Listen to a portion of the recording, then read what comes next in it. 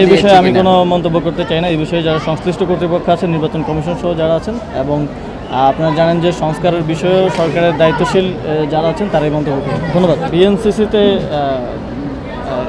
এর থেকেও আরও অ্যাডভান্স লেভেলের ট্রেনিং দেওয়া হয় এবং পৃথিবীর বিভিন্ন দেশে বাধ্যতামূলক সামরিক প্রশিক্ষণের বিষয়টা ইতিমধ্যে প্রচলিত আছে। তো বাংলাদেশে এই একটা নির্দিষ্ট মহল থেকে অকারণেই কিছু গুজব ছড়ানো হয়েছে। আপনারা দেখেছেন যে যেই ট্রেনিংগুলো দেওয়া হবে সেটার একটা প্রদর্শনী কিন্তু আজকেই দেওয়া হবে, এবং প্রথম যে 3টা প্রদর্শনী আপনারা দেখলেন, জুডো, কারাতে, তাইকোয়ান্ডো, সেটাও কিন্তু এই ট্রেনিংয়ের একটা অংশ। এবং শুটিংয়ের প্রশিক্ষণটা দেওয়া হবে মূলত থিওরিটিক্যাল এবং প্র্যাকটিক্যাল ক্ষেত্রে এয়ার গান দিয়ে প্রশিক্ষণটা দেওয়া হবে।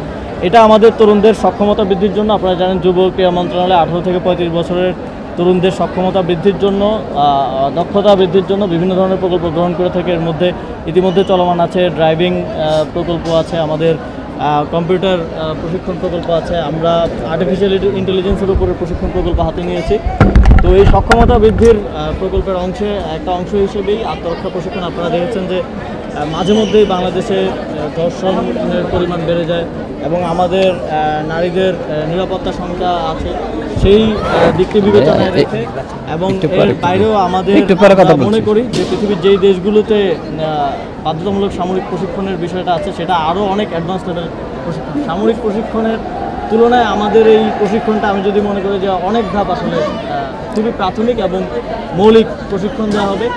তো এর মাধ্যমে আমরা মনে করি যে বাংলাদেশের তরুণদের সক্ষমতা বৃদ্ধি পাবে এবং সামনের দিনগুলোতে আমাদের যে জিও পলিটিক্যাল অবস্থান এবং যে বাস্তবতা, সেই বাস্তবতায় আমরা মনে করি যে এই ধরনের প্রশিক্ষণ আরও বড় পরিসরে করা প্রয়োজন।